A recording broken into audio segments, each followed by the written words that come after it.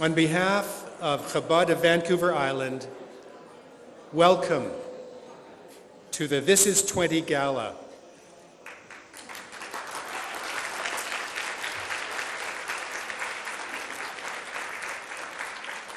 A celebration marking 2 decades of Chabad on Vancouver Island, enriching Jewish life. A warm welcome to His Excellency Ido Moed,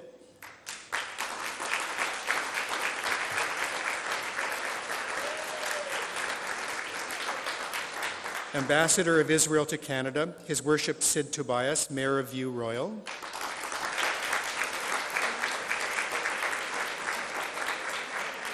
To Rabbi and Rebbetzin Kesselman from Oak Park, Michigan.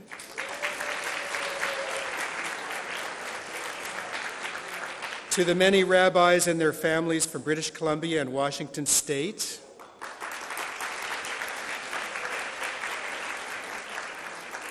To Ms. Laurel Collins, Member of Parliament. To the Honorable Murray Rankin, Minister of Indigenous Relations and Reconciliation.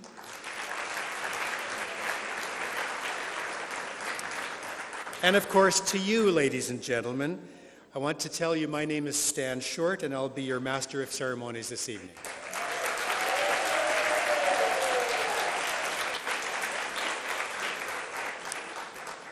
This evening, we embark on a journey that will take us to the unveiling of a new vision for the future of Jewish life in Victoria and on Vancouver Island.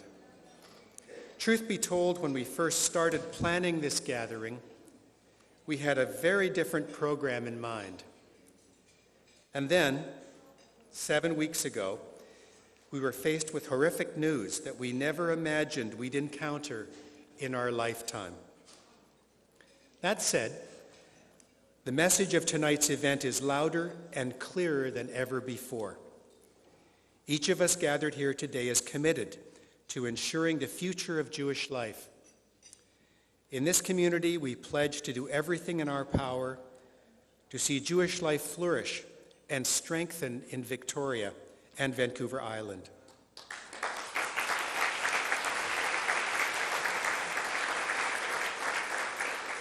Chabad of Vancouver Island, under the guidance of Rabbi Meir and Chani Kaplan, is uniquely equipped to lead this mission, to impart the light and warmth of Judaism and ensure the next generations carry their Jewish heritage with pride. This past 7 weeks have been filled with mourning and deep pain, a tragedy that shook us to our very core. Today, we strive to transform our tears into meaningful action that will secure the future. We'll begin with a moment of silence to remember the 1,200 souls of our brothers and sisters, men, women, and children, who lost their lives on that horrific day, and those that have perished in the weeks of war which have followed. During this quiet moment, I would ask that you take upon yourself a good deed, a mitzvah, to perform in memory of those pure souls. On the back side of the menu, you can find, I think the menu's there, you can find some suggestions. Please pick one that you feel connected to. Feel free to use your pen that's on the table. Together we will be inspired at this moment to bring more light and more faith into this world that so desperately needs it now. Please remain seated during this moment of silence.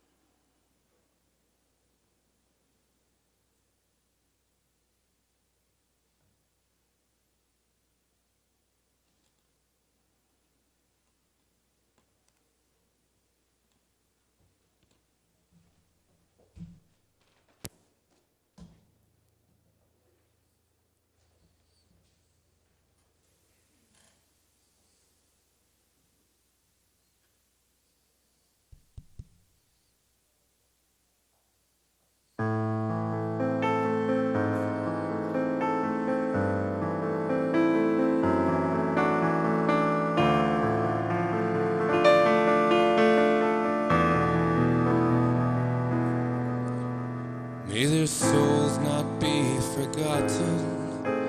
May they find their peace at last. May the wars they had to fight be won and over fast. May the waters calm and stay still. May the wind relax again. May the sun begin to shine as well. May we also find new friends. May we all forget our sorrow. May we build a new tomorrow. May the pain of today go away at last. May our children play together. May we learn to live in peace and how to love one another and put away our painful past.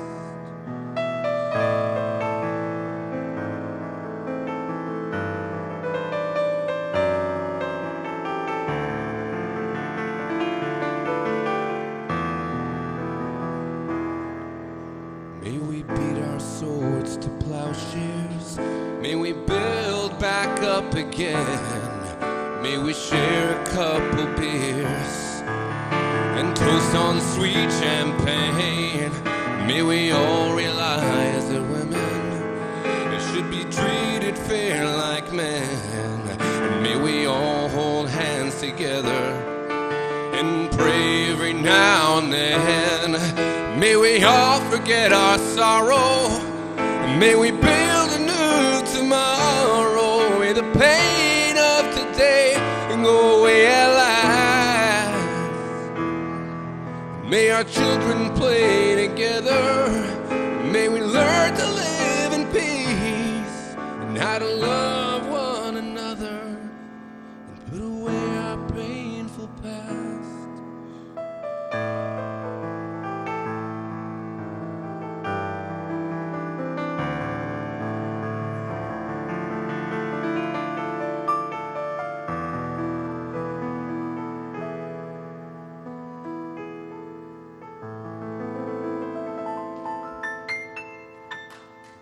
Thank you.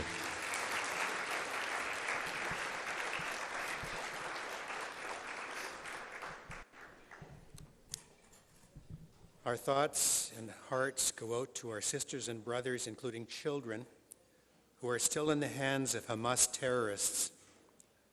We all call for the entire world to demand the immediate release of them all without conditions. We will now recite a prayer for the immediate and safe return to their families and to their nation. It is my honor to invite the Chabad Rabbi of Richmond, BC, Rabbi Yechir Beitelman, to lead us in chapter 20 of Tehillim. It can be found in your program. Please rise.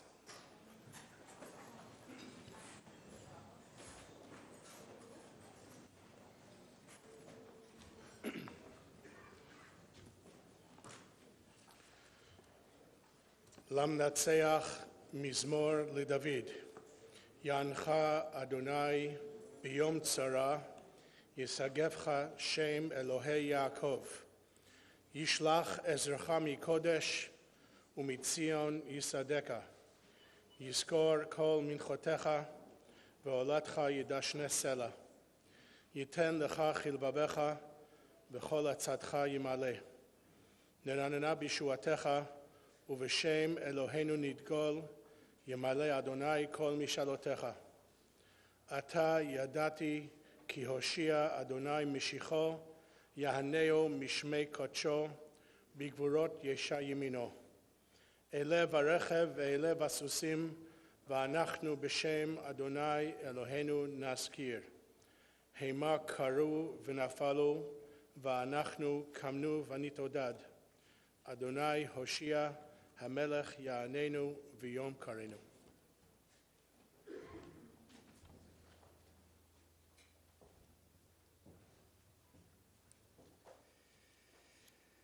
Over the last 7 weeks, hundreds of thousands of our young men and women, members of the IDF, went on a mission to restore the safety of our people of Israel by destroying the organization that committed a pogrom On the Jewish holy day of Simchat Torah, these brave soldiers are risking their lives so that citizens of Israel and Jews all over the world can live in safety.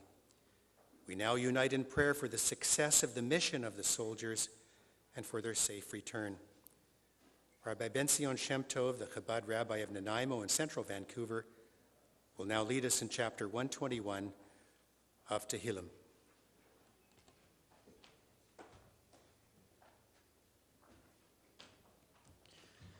שיר למעלות, אשא עיני אל ההרים, מאין יבוא עזרי. עזרי מעם אדוני, עושה שמיים וארץ. אל ייתן למות רגליך, אל ינום שומרך. הנה לא ינום ולא יישן שומר ישראל. אדוני שומרך, אדוני צילך על יד ימינך.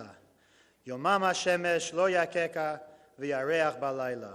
אדוני ישמרך מכל רע, ישמור את נפשך, אדוני ישמור צאתך ובואך מעתה ועד עולם.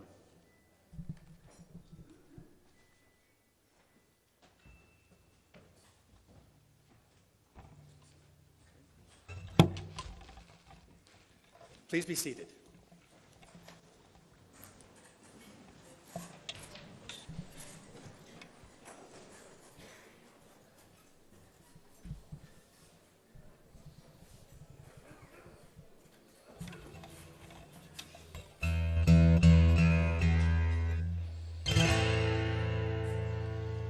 שיר למעלות, אשא עיני אל ההרים, מאין יבוא עזרי. עזרי מעם אשר עושה שמיים הארץ. ייתן למות רגליך, ינום שומרך. הנה לא ינום, לא יישן שומר ישראל. השם שומרך, השם צילך על יד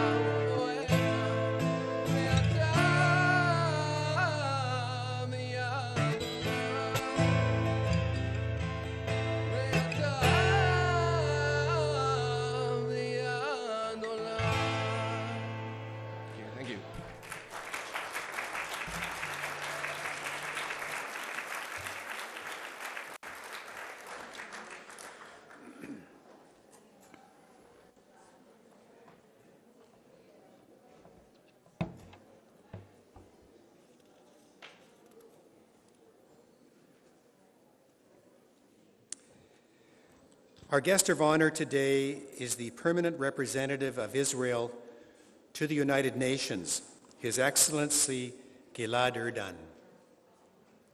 Judging by his accelerated activity and media presence of late, I am sure that the ambassador hasn't had much rest in the past few weeks. He represents the Jewish people in a place that unfortunately has become a stage for bias, hatred, and anti-Semitism. Ambassador Erdan tried his best to be with us until the very last moment, when it became clear that he would be needed close to the UN headquarters in order to fulfill his duty in defending Israel in one of the most challenging places on earth. Ambassador Erdan will share his message by video from his office at the United Nations. Good evening, everyone. I truly wish I could be with you tonight in person. I want to begin by thanking Rabbi Kaplan, not only for making tonight possible, but also for his dedication and commitment to this amazing community. Rabbi Kaplan, within 20 years, you and your family have managed to reignite Jewish life in Victoria. You have built a synagogue, learning centers, a mikveh, youth programs, and learning seminars. But above all, you have built a community. But we all know that this would not have been possible without tonight's honoree, Chani Kaplan. Chani, I want to thank you for all of your tireless efforts. Not many people can say that they built a community in a lifetime, let alone within 20 years. But even fewer people can say that they built a community while being a loving mother to 12 children. Chani, you are a pillar of strength to this community and a deep source of inspiration for all. Thank you for all that you do. Friends, 7 weeks ago, the Jewish people suffered the most brutal massacre of Jews since the Holocaust. We all saw that genocidal Jew hatred did not die with Hitler. Hamas has one sole goal: to annihilate the state of Israel and murder every single Jew. And friends, nothing can change a genocidal ideology. Such hatred must be uprooted and eradicated. There's no other option. It's either us or them, and it must be us. Hamas is a threat to our very future, and we cannot stop until we eliminate them. We must understand that the war in Gaza is not about retaliation or revenge. It's not a response to October 7th. It's about ensuring that such atrocities are never repeated. This is why there can be no ceasefire. No. In this war for our future, we cannot stop until Hamas ceases to be. Sadly, there are many on the world stage that refuse to comprehend this.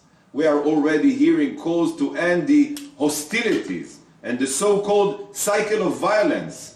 And nowhere are these voices louder than at the UN, or as the Lubavitcher Rebbe called it, the House of Lies. The UN was founded in the wake of the Holocaust upon the principle of never again. Yet sadly, never again happened again. And the UN's silence is deafening. 51 days have passed, and not a single UN body has condemned Hamas's brutal attack. Instead, all we hear are loud condemnations of the law-abiding state of Israel, the country that was attacked and is now defending itself. The Rebbe used to say that a little bit of light can dispel much darkness, and when I stand on the international stage facing a sea of darkness, I always strive to be a source of light. Despite all of the UN's effort to suppress the truth, I will never be silent. This is why I implement many creative ways to combat the falsehoods and expose the lies. Just last week, I screened the footage from Hamas's savage massacre. I wanted the ambassadors to see the brutality with their own eyes. When the UN Secretary General claimed that Hamas's vicious barbarism did not happen in a vacuum, I immediately called for his resignation. Shame on him. No one, especially not a world leader, can dare to justify such evil. When the Security Council refused to condemn Hamas's attack, I donned a yellow star with the words "never again" written on it, to remind the Council of the price of their silence. My star is a sign of strength and pride. I made it clear that 2023 is not 1943. We will not stop until we destroy Hamas. We must never remain silent in the face of falsehoods. We must always go on the offensive in the fight against Jew hatred. This is my mission, and I will never falter. Friends, on October 7th, the Hamas Nazis did not distinguish between secular and Orthodox, between Ashkenazim or Sfaradim, between right-wing Israelis or left-wing Israelis. And the same can be said about the surge in anti-Semitism that we have seen as a result. Hamas's brutality and the international community's inaction have emboldened anti-Semites around the globe.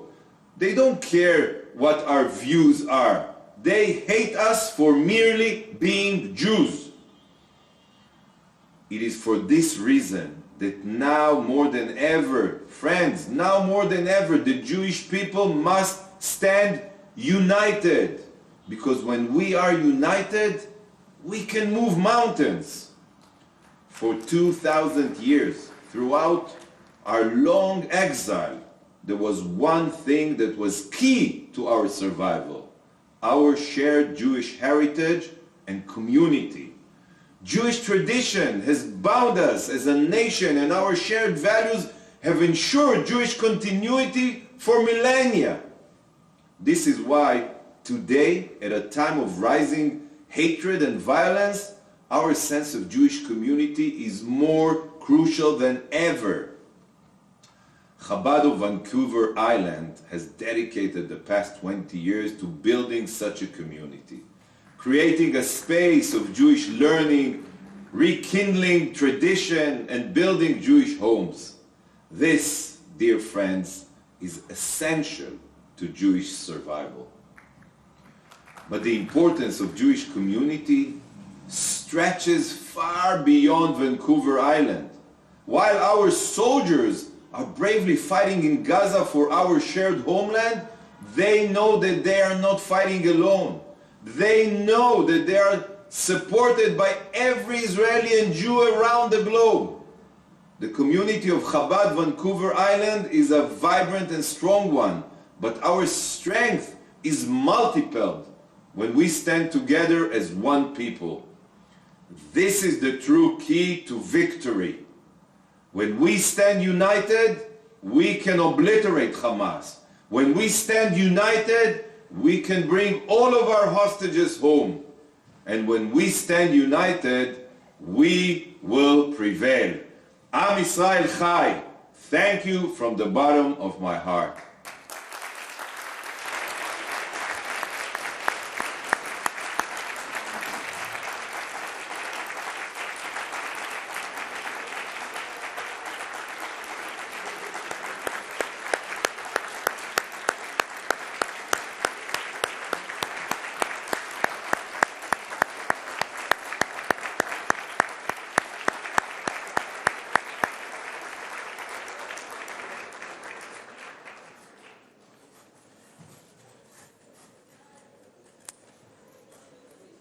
We are greatly honored today to have with us the newly appointed Ambassador of Israel to Canada, Ambassador Ido Moed, who took office officially only days after the war broke out. And as you can imagine, he's been very occupied since. We are grateful that he was able to make the time to travel to Victoria to be with us tonight. Ambassador Moed.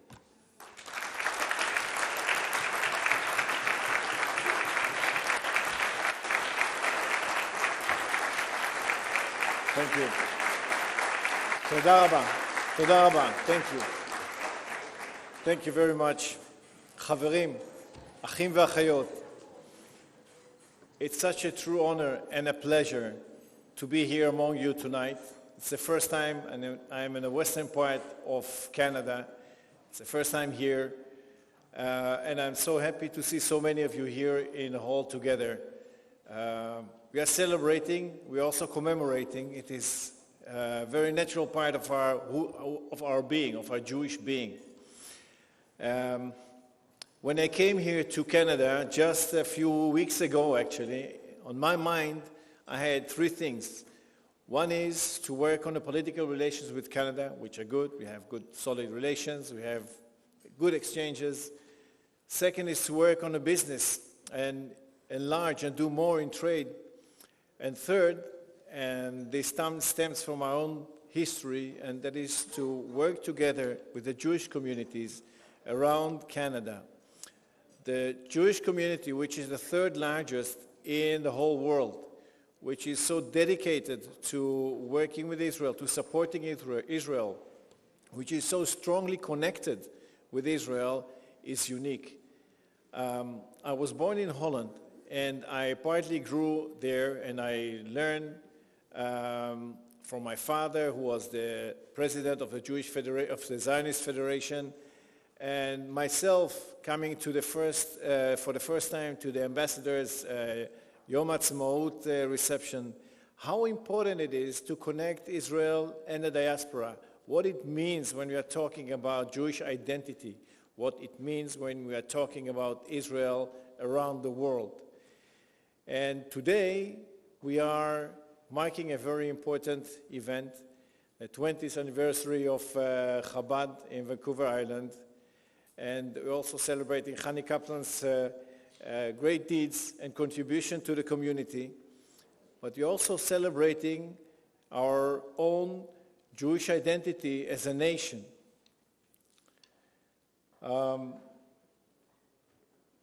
This week's Torah portion, Vayishlach, our forefather Yaakov, earns the name Israel. On his way to meet his estranged brother Esav, Yaakov wrestles with an angel throughout the night. As dawn comes, the angel, unable to prevail, strikes Yaakov, in the Torah's words, in the palm of his thigh. וירא כי לא יכל לו, ויגע בכף ירכו, ותקע כף ירך יעקב בהאבקו עמו. An odd choice of words, even for the Torah, meant to represent the thigh. We know, however, that each word of the Torah imparts a greater meaning. The sages teach us that in this incident, the angel represents evil and Yaakov represents good, locked in perennial combat. We know from bitter experience today, as in the past, that evil does not play fair. Rabbi Nachman and Rabbi Natan of Breslov looked at these peculiar words, the palm of the thigh, and interpret the choice to represent an emphasis on the hands and the legs. And when faced with evil and negative judgments, we should clap our hands and dance with our legs to reverse them. On October 7th, Israel was dancing, and we were clapping, and we were singing. But evil still came, and evil still prevailed, and evil did so in the most heinous and despicable manner. What then were the words of the Torah and the Rabbi Nachman and Rabbi Natan's analysis? I will offer another possible interpretation. The palm of the thigh does indeed refer to the hands and the legs, but in a different way. Perhaps the Torah is trying to tell us that when evil comes to us, when evil cripples us in the most intimate ways, that we must fight back, that we must wrestle with it for as long as it takes, and that we must do so by offering our hands in help and by mobilizing our legs in motion to action. This is how our ancestors and our people and our land earned the name Israel. This is the way we prove ourselves worthy to sustain the name as individuals, as a people, come together as a nation. Recently, As tanks operated by Israel's reservists or Miluimnikim were poised to enter Gaza, it was discovered that crucial armor was missing for some of the vehicles.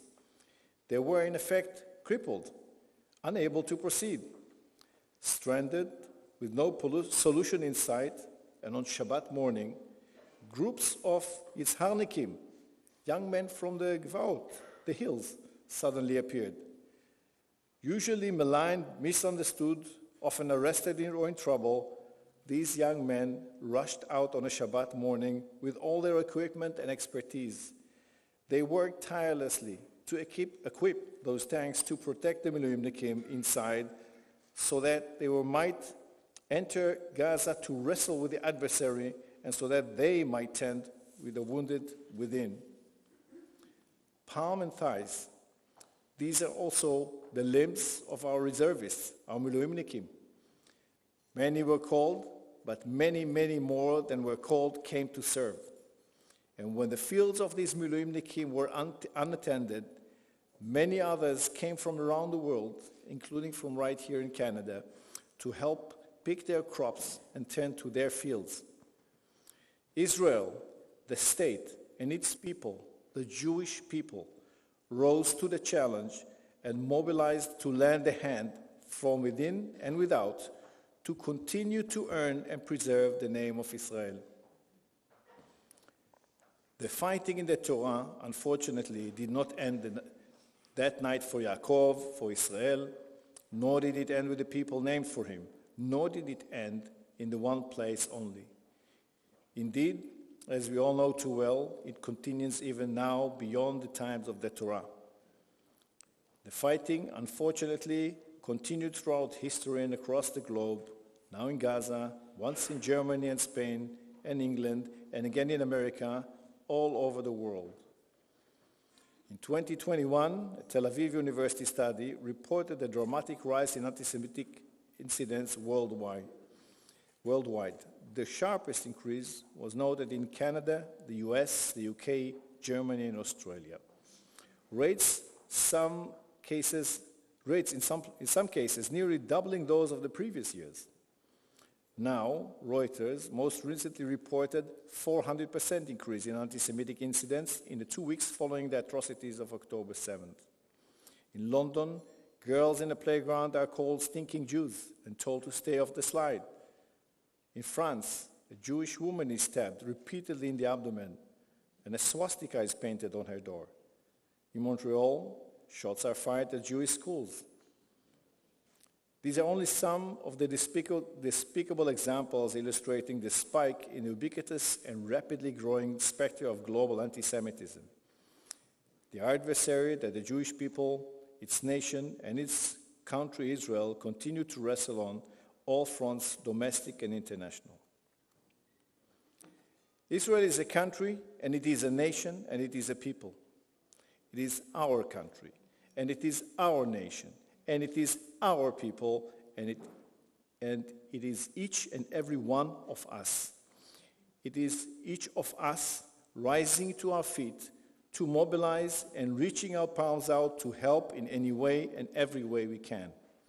Our palms and our thighs, even when, no, especially when we are injured. Now, as we continue to wrestle with the evils that resulted in October 7th, and we stumble from the wounds inflicted upon us, we look to the lessons of palm of the thigh from this week's parasha teaches us, and we ask ourselves, how do we reach out? How do we rise to the challenge? How do we, each and every one of us, earn and sustain the name Israel? There's only one answer to this, and that is in Hebrew, Beyachad Nenatzeach. Am Israel Chai. Thank you very much. Thank you. Thank you.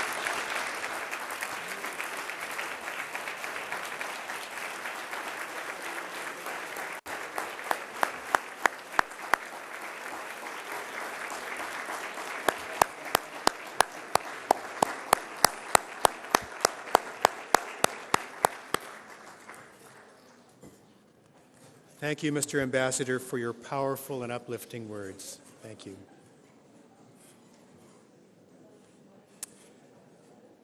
Amongst the brave men and women who are serving to ensure the safety of Israel at this time, there are boys from our own community. One of them has been able to share a message with us from the Gaza border. Please turn your attention to the screen for this heartfelt message. Hi everybody.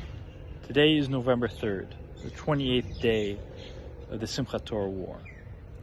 I've been serving as an infantry reservist since the very first day of the war, on October 7th, when a pogrom was launched against the people of Israel and the citizens of the south of the country. What happened on that day, words can't describe. Slaughter, murder, torture, the most heinous crimes that you can think of, and plenty in which good people like you wouldn't even consider. What happened on that day wasn't just an attack on individual people. It wasn't even just an attack on our state. It was an attack on the Jewish nation as a whole, on our culture, our way of life, our religion, our connection to God. It was meant to humiliate us and to bring us down and destroy us.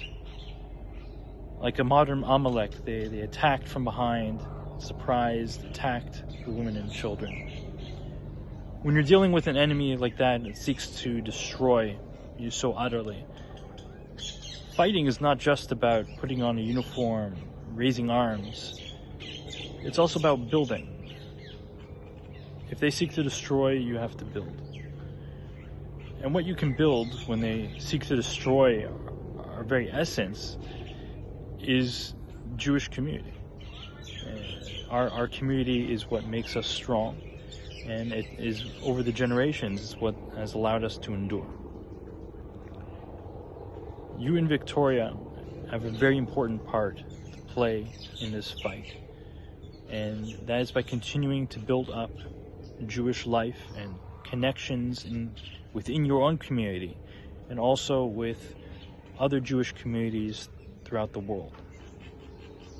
The Chabad in Victoria for the last 20 years has been instrumental in the proliferation and strengthening of Jewish life, and I commend everybody for their involvement in that enterprise. I know personally my family has benefited greatly from that great work that Rabbi Kaplan and his family has been doing. And Rabbi, I don't know if you remember this, but I guess it must have been about 15 years ago, you were the first person I consulted with about coming to Israel and serving in the military, and the rest is history. So I owe a personal debt to the Chabad community, and I want you guys to continue to succeed, because I know your success is not just for you. I know it'll be a boon to the entire Jewish community, and is another brick in the fight to build up Jewish life throughout the world. And it is a brick in a wall and a bulwark against those that seek to destroy us. So I congratulate you on your 20th anniversary, and I hope that you will continue in such strength for years to come. Thank you.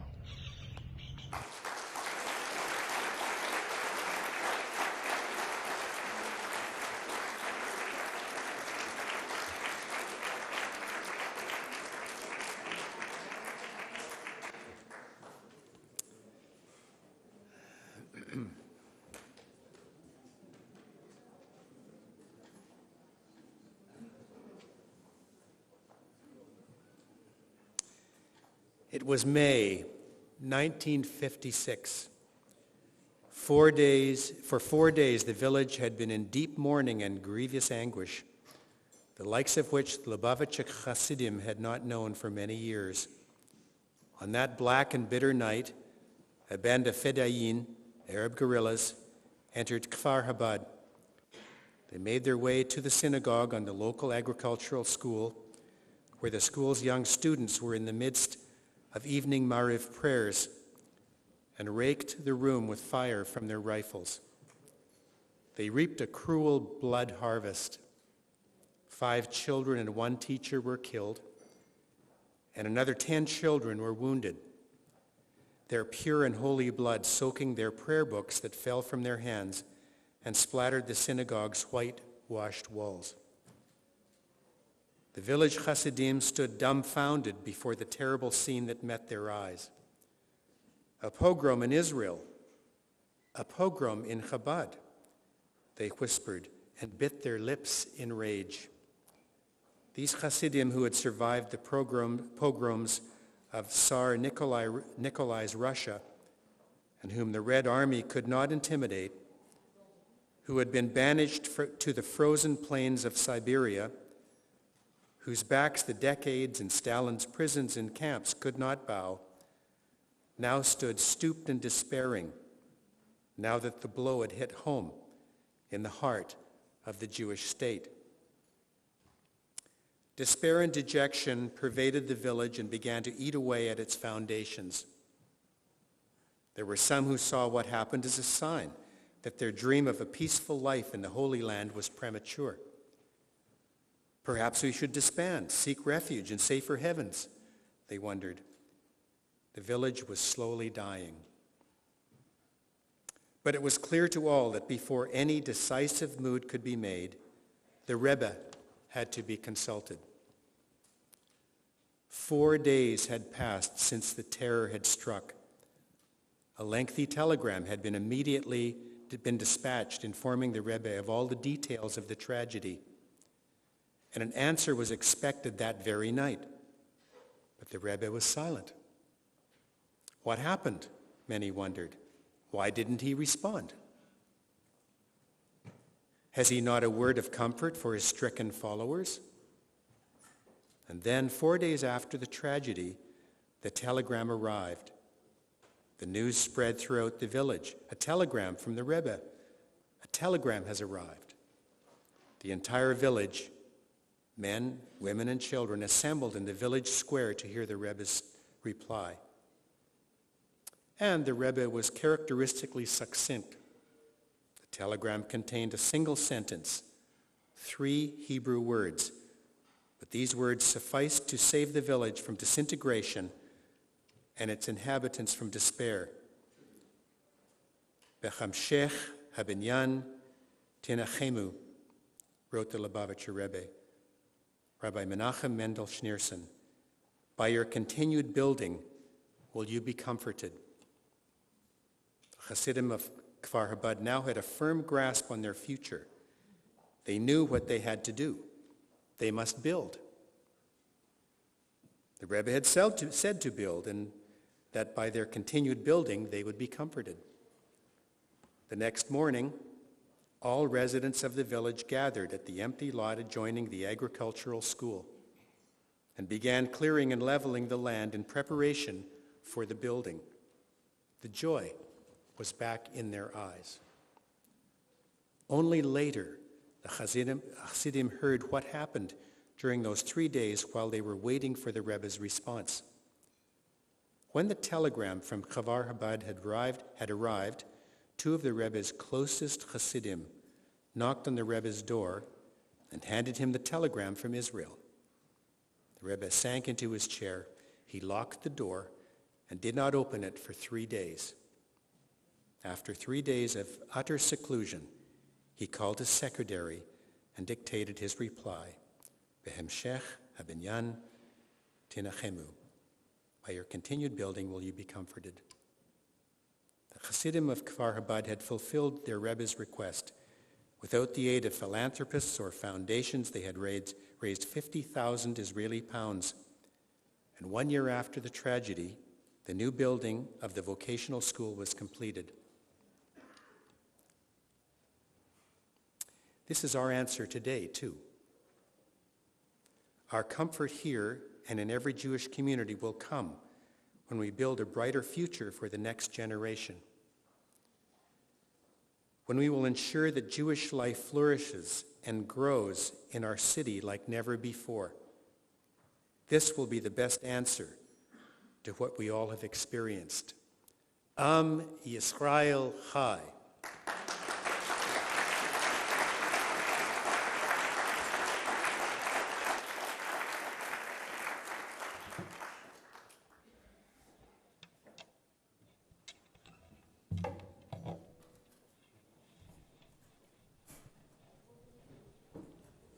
One big round of applause to Rabbi Kaplan one more time and for the whole Chabad for putting this together tonight.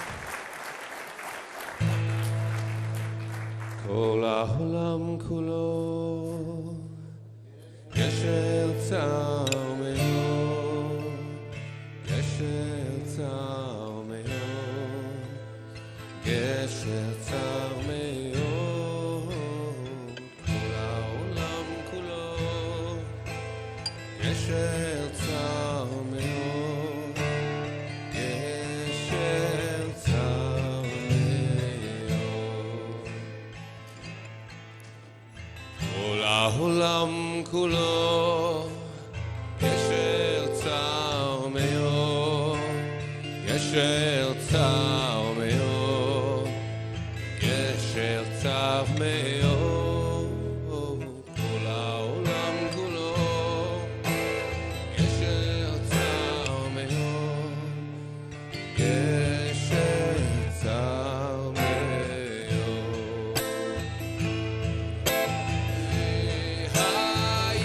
Me'ha'ikar, me'ha'ikar Lo לפחד, לא לפחד me'ha'ikar, me'ha'ikar לא לפחד me'ha'ikar, me'ha'ikar לא לפחד, לא לפחד me'ha'ikar, me'ha'ikar לא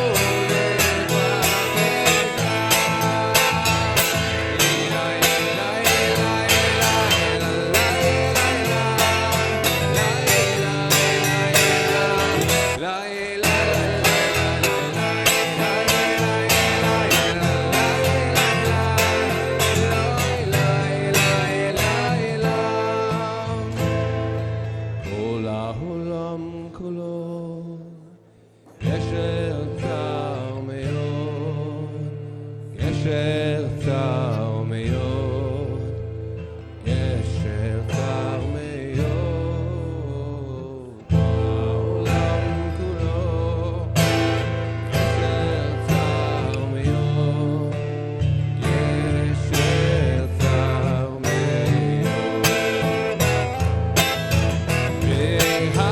me'ha'ikar, me'ha'ikar לא לפחד, לא לפחד כלל me'ha'ikar, me'ha'ikar לא לפחד כלל me'ha'ikar, me'ha'ikar לא לפחד, לא לפחד כלל me'ha'ikar, me'ha'ikar לא לפחד.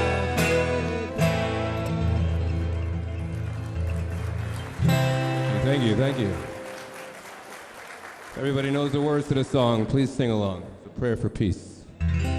עוד יבוא שלום עלינו, עוד יבוא שלום עלינו, עוד יבוא שלום עלינו ועל כולם. עוד יבוא שלום עלינו, עוד יבוא שלום עלינו, עוד יבוא שלום עלינו ועל כולם. סלאם עלינו ועל כל העולם.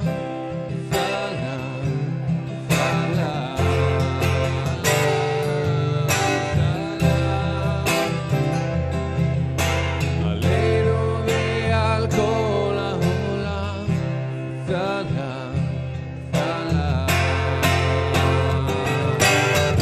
yavo shalom aleinu, od yavo shalom aleinu, od yavo shalom aleinu ve'al kulam. Od yavo shalom aleinu, od yavo shalom aleinu, od yavo shalom aleinu ve'al kulam. Aleinu ve'al kol ha'olam, salam.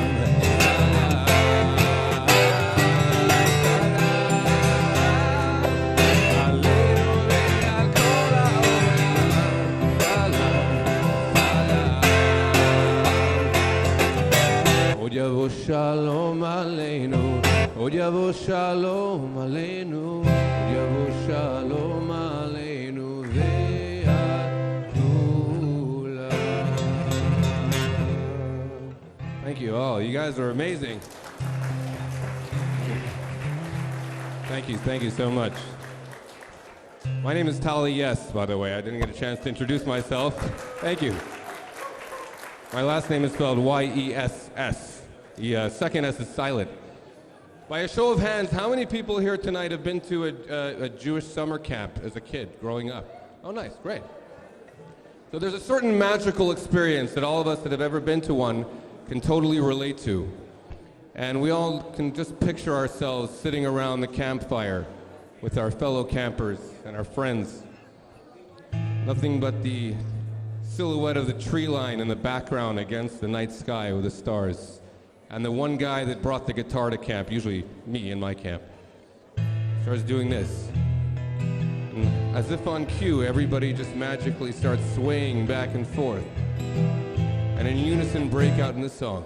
Hine ma tovu manayim, shevet achim gam yachad. Hine ma tovu manayim, shevet achim gam yachad. Hine ma tov, shevet achim gam yachad.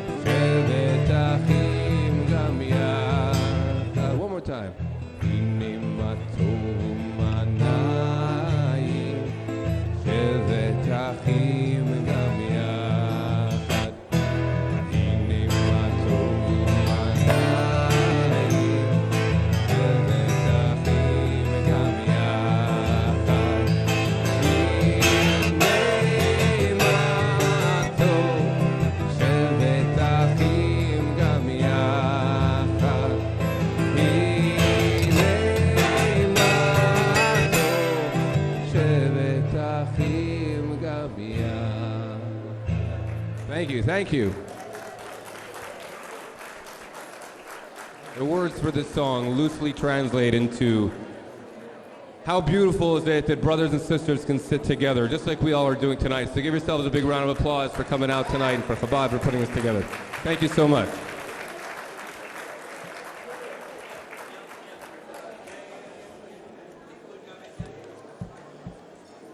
Beautiful songs. Big hand for Tali Yes. Yes. Two S's. Thank you, Tali.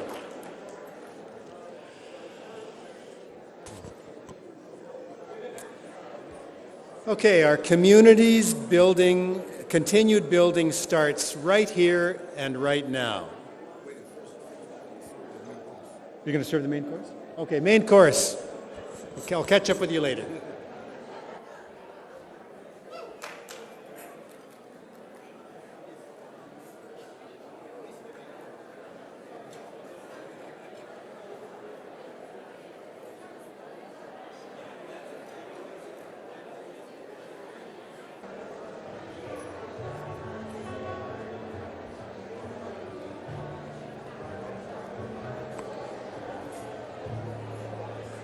Hello, could I have your attention, please, once again?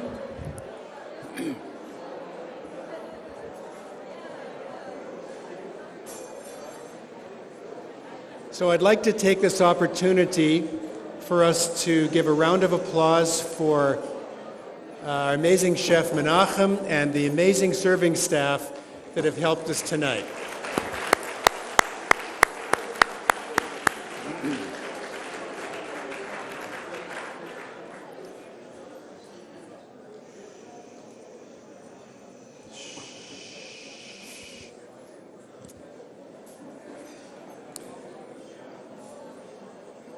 So our community's continued building, which we've been talking about before a little bit, starts right here, right now.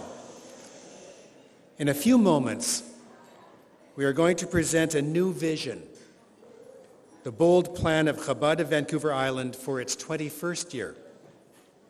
This will open a new and exciting chapter in the story of the island's Jewish community, which began 165 years ago.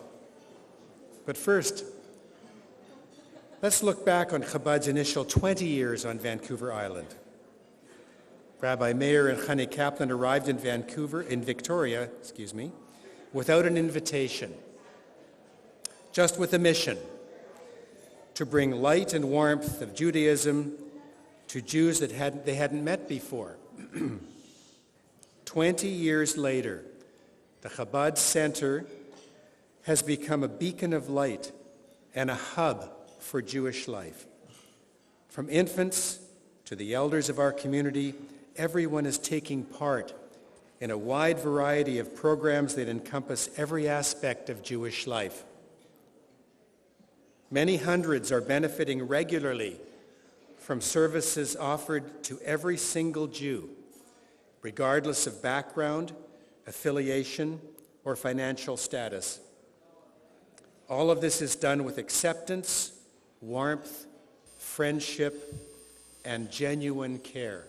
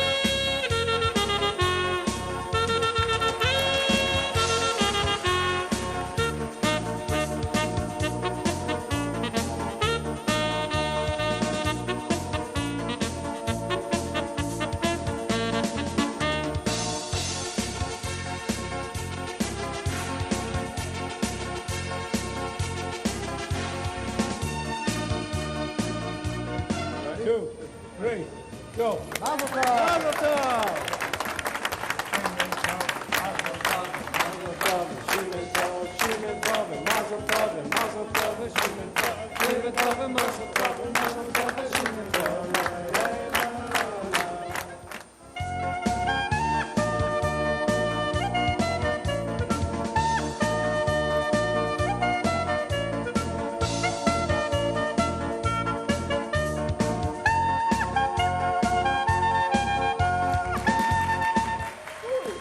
In a state of sanity, would have ever imagined a Sukkah-mobile emblazoned with huge letters passing by on Victoria Street.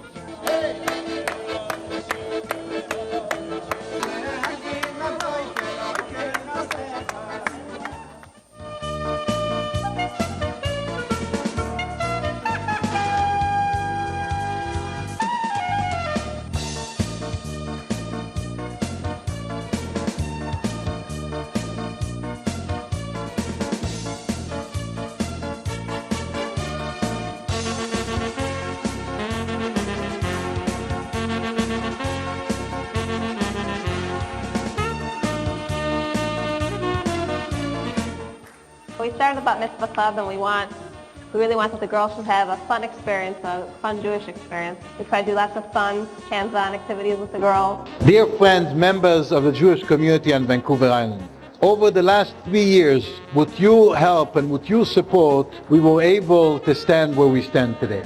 Our commitment to the Jewish community on Vancouver Island is a lifetime commitment. With your assistance, with your encouragement, we will all witness that what is being done until now is just the beginning.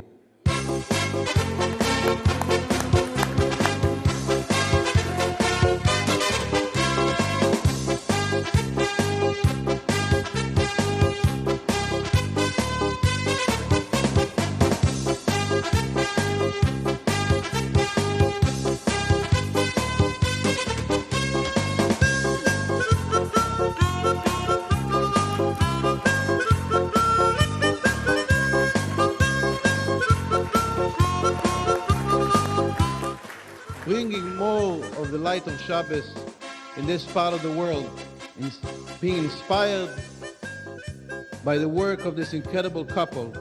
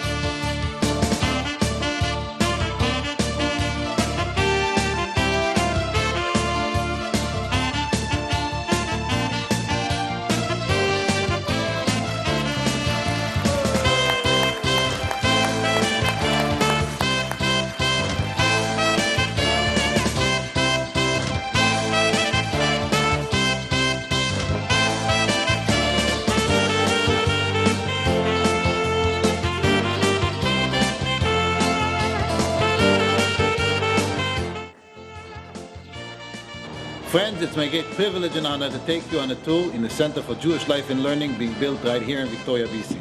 As soon as you come through the main doors to the building, you're going to have a reception desk right on the left here. This is the library. And over here are 4 beautiful glass doors into the sanctuary.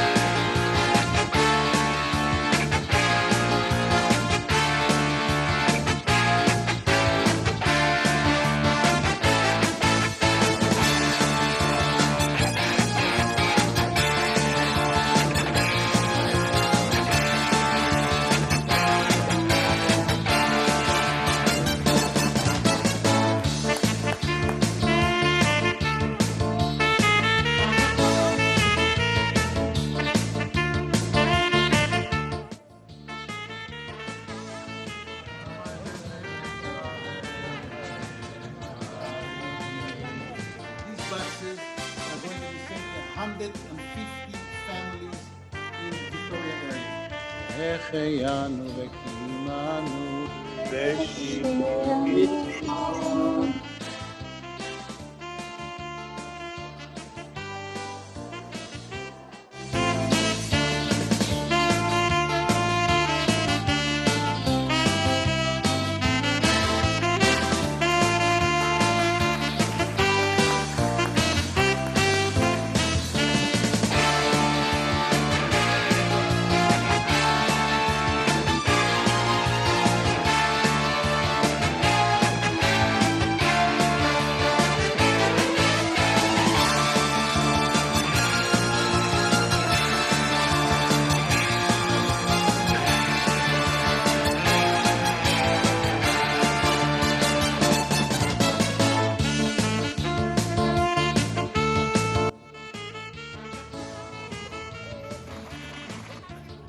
Here's the music.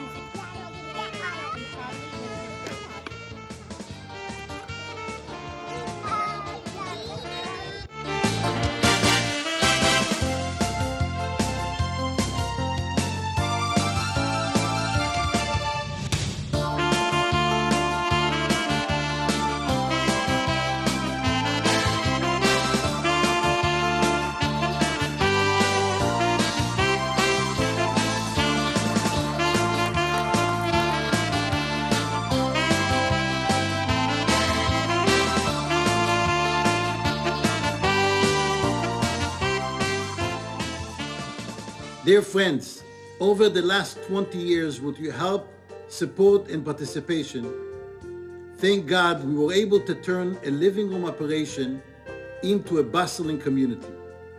The Rebbe taught us to never be satisfied with previous achievements. The Rebbe said that being happy with your lot is a virtue when it comes to physical wealth. When it comes to spirituality, one should always strive for more. I believe the year 2024 is going to be perhaps the most significant year in the history of our community. This year, we are going to change the landscape of Jewish life on the island and ensure a future for this Jewish community. I know that you will be with us as we launch the next chapter of Jewish life in Victoria and Vancouver Island.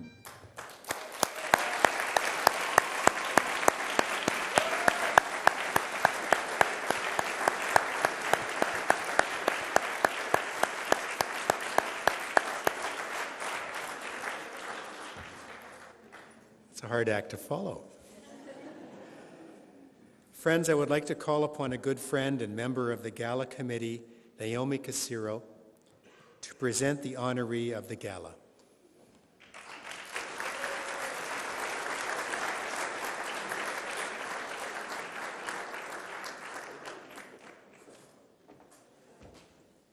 That is a very hard act to follow, but I'll do my best.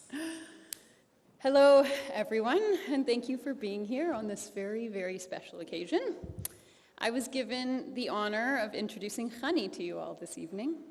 It is no small feat to summarize someone as extraordinary as she is in anything less than a lengthy tribute, but I know that Chani would hate that. So instead, I will do my best to do justice to this incredible woman, her tireless work, and her loving spirit in as short a prologue as possible. Chani Kaplan is remarkable in the most literal definition of the word. Remarkable applies to something that is so extraordinary and exceptional that it makes people stop and notice. Seeing Chani and what she gives and accomplishes on a daily basis should make us each stop and take stock of how much one person, armed with faith and determination, is capable of. I'd like to share a story with you all today, one which I believe shows how in the smallest of moments, Chani's character is exemplified. One day, I was late getting my 3-year-old daughter to CTOTS, and as a result, we walked in while Chani was wrapping up circle time with the children.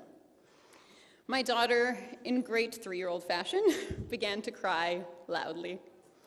She was so upset about missing Chani's circle time that there was no consoling her. Chani has 12 kids.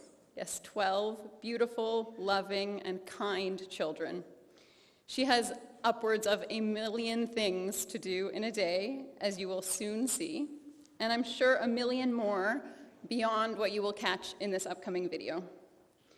At this moment, with all she had going on, Chani stopped. She unpacked the toys that she had been using to teach the kids and bent down, helping my daughter to make a Play-Doh hamantaschen so she wouldn't feel left out. Not a word about us being late, the things she had to do, or any inconvenience we had caused. With the ever calm voice and energy that permeates from Chani and eases the worries of all those around her, she calmed my crying child. She showed deep love and compassion, things which seemed to flow endlessly from her. This is one example, and there are thousands. Ask anyone here to tell you a story of Chani's kindness, and I guarantee that you will be met with an outpouring of memories reflecting moments where she has impacted every one of us with her advice, her choices, and her actions. Her deep commitment to Judaism and its teaching reminds us each to search out opportunities for compassion and generosity and to choose empathy and joy as we walk through life. There are no words that I can use to describe what Chani has given to this community, because what she has given is found deep in the stories and moments that she has gifted to each one of us. Our children are growing up kinder because of Chani. Our children are growing up more connected to their roots, religion, and spirituality because of Chani, and we are a proud and strong community because of Chani. So ask around.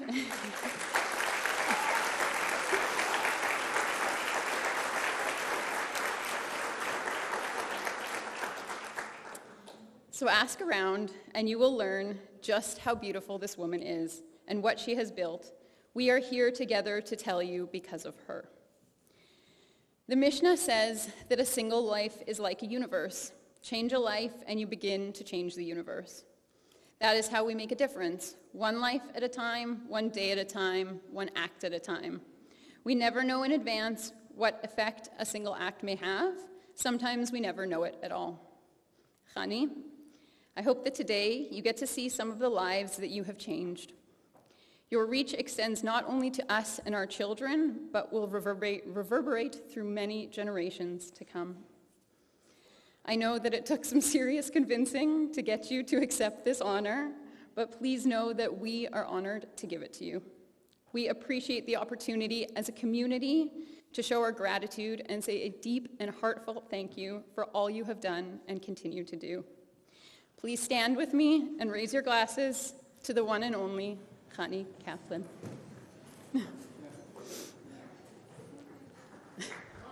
L'chaim.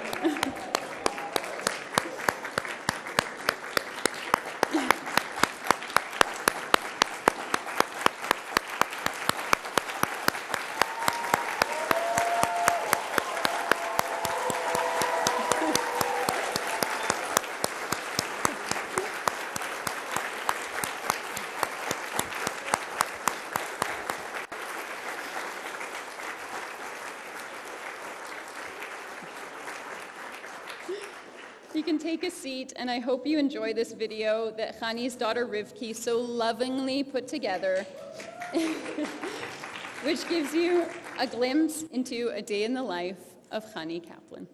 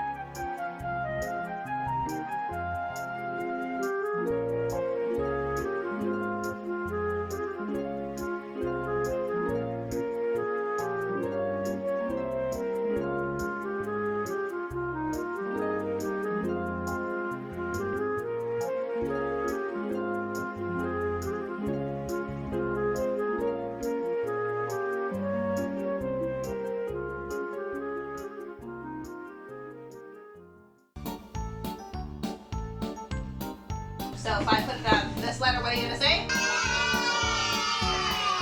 And another one.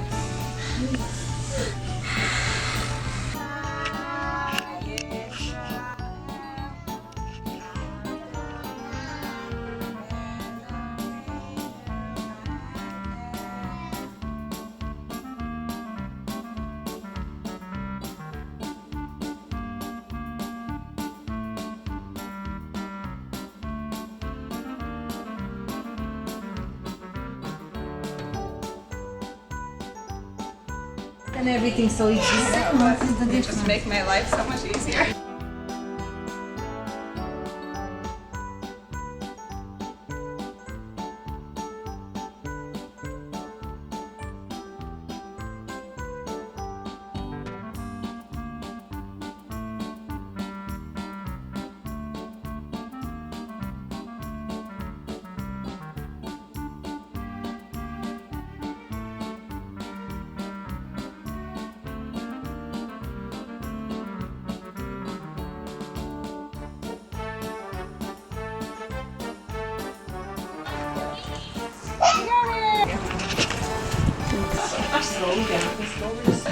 I will be using it for good.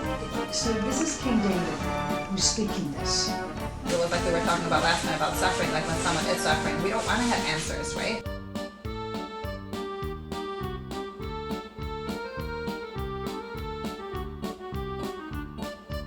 Thank you. Okay, bye, Mara.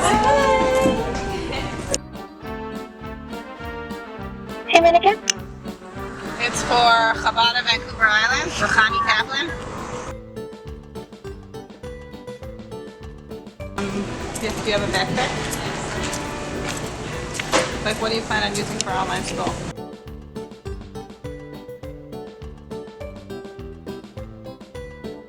Always need stuff like this. Always. Thank you.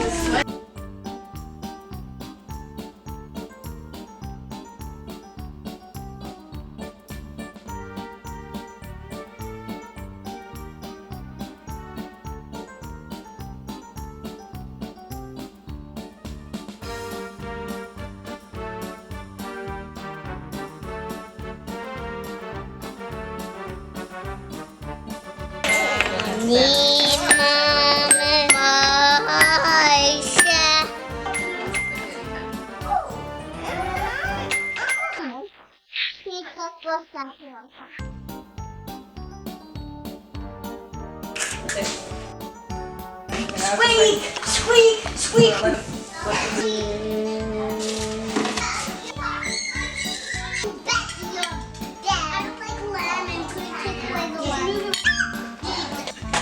Fed my fish daily. Well, thank you.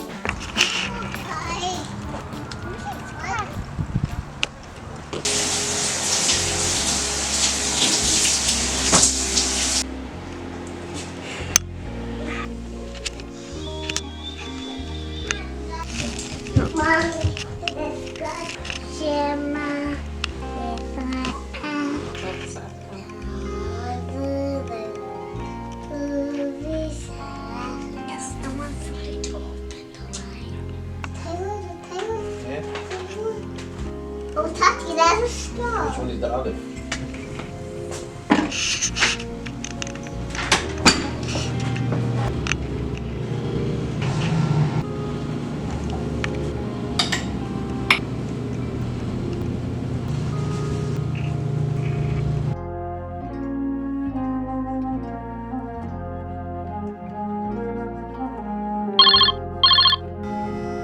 Come right in.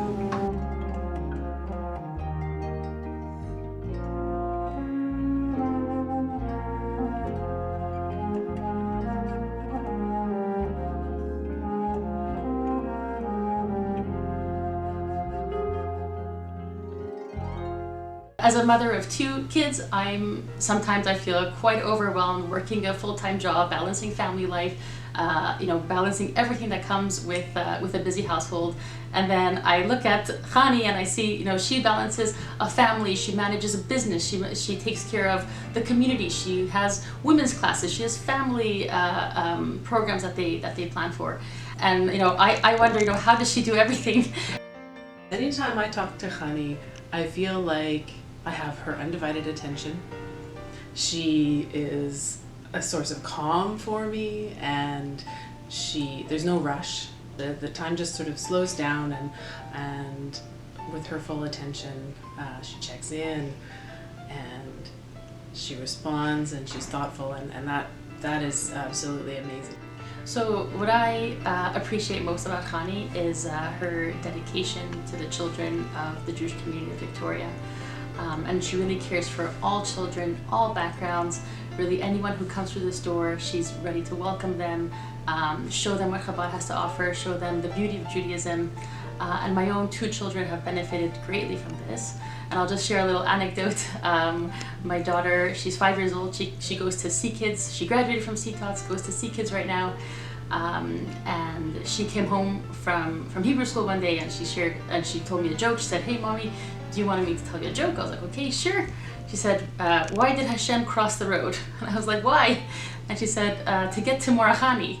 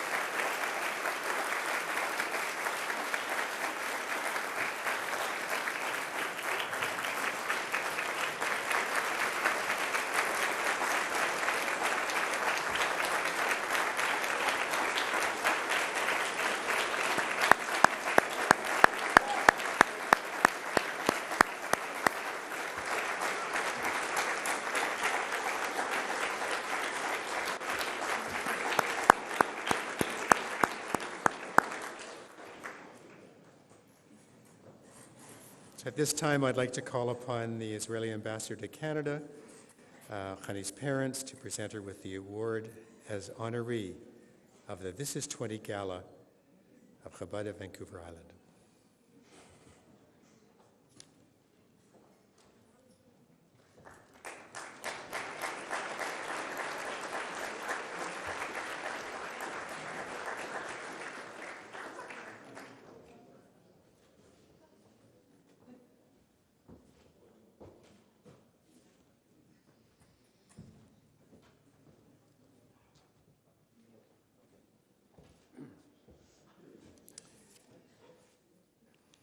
Okay, so the award that's being given is something that, as a family, we say every Friday night, and it's something called Eshet Chayil.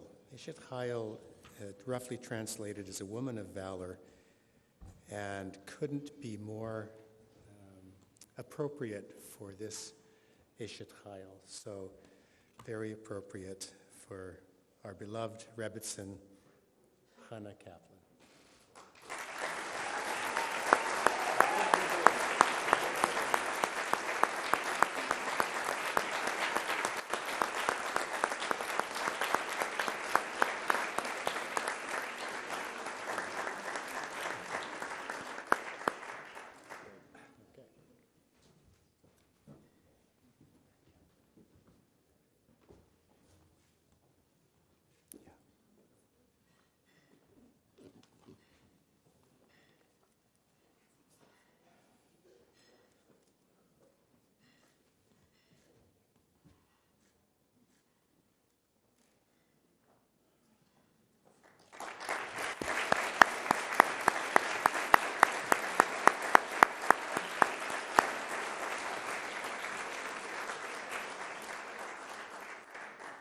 And now to present the new vision of Chabad of Vancouver Island, the continued building, I would like to invite Iris Collin to speak.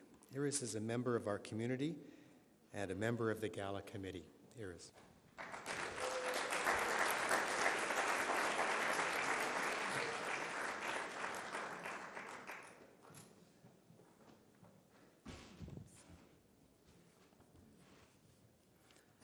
Good evening, esteemed guests. On the day I first became a grandmother, or Safta as my 5 grandsons call me, I felt like every booby, the greatest joy. Only grandparents can truly appreciate this happiness that comes with seeing the continuation of our family through to the next generation. At the same time, I felt a strong sense of responsibility. Of course, it was up to my daughters and their husbands to make choices on behalf of their children. But I wondered, will they have the opportunity to raise their children with values that stood the test of time? Will they have the resources to ensure that the chain that has sustained us as a people for thousands of years will continue to hold strong? These questions were answered the first time I came to visit my youngest grandsons, Aaron and Mika, at CTOTS. I could immediately tell that the level of care they received was exceptional. I watched them grow in this environment and was amazed by the way they were respected for their unique talents and individual identities, and the powerful moral values that were modeled and instilled in a positive and loving way. I know that my daughter and son-in-law felt completely confident leaving the children at school every morning. As one other mother put it, leaving the children with Chani was like leaving them with family.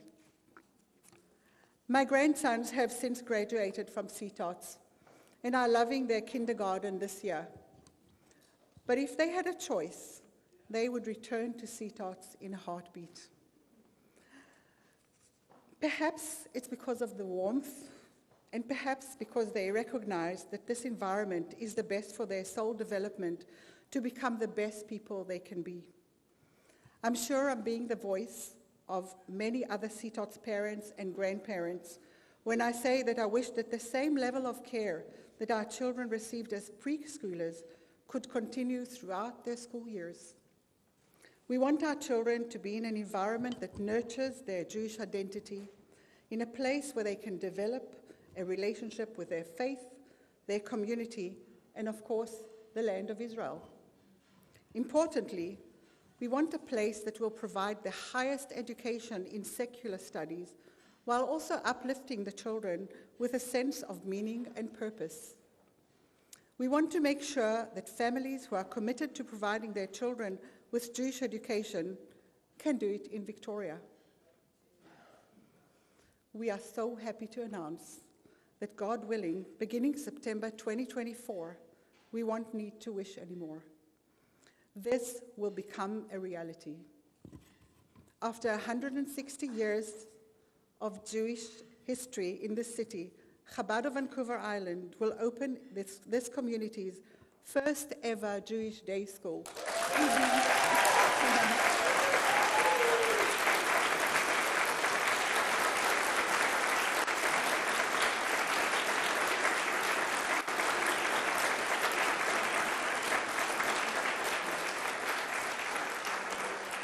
And what a school.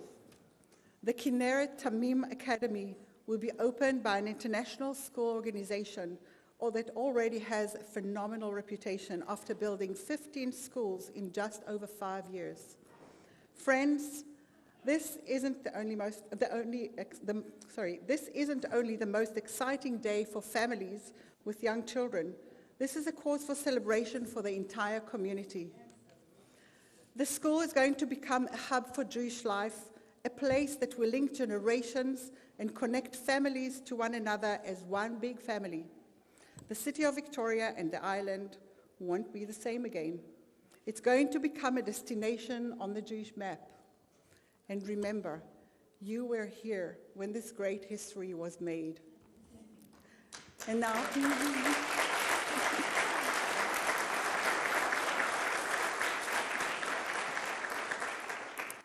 And now, Dafka Achshav, especially now, is the time to do it. Like the Rebbe said, by your continued building, will you be comforted.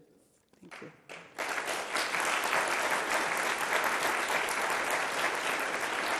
Hi, I'm Holly Cohen, and I'm the CEO of Tamim Academy.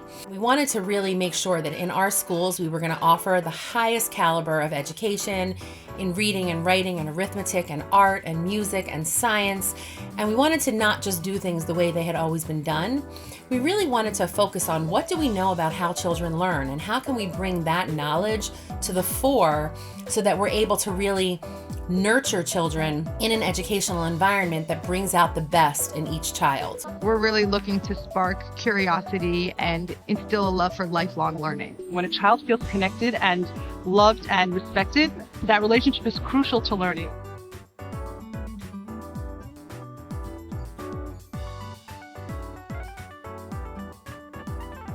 Everything is based on the student. Each child thinks and learns completely differently. I want each child to feel successful.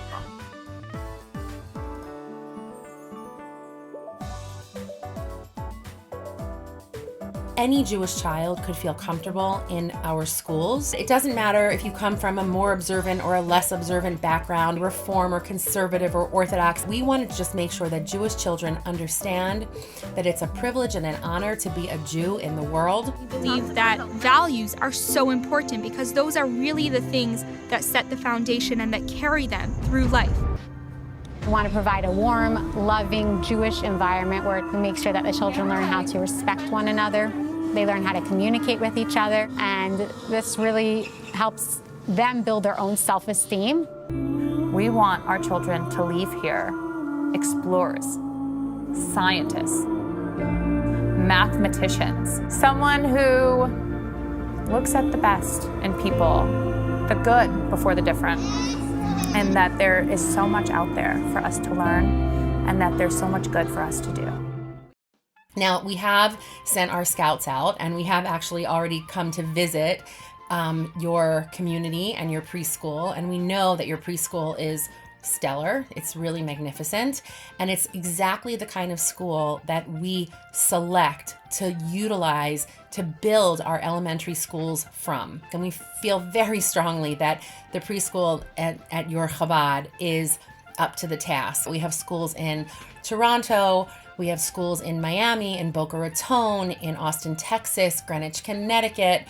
We have 2 schools in New York City. We have a school in Miami, Salt Lake City. We're very proud of all of our schools, and we are so delighted that we are going to be opening one of our next Tamim Academies for the fall of 2024 with Chabad of Vancouver Island.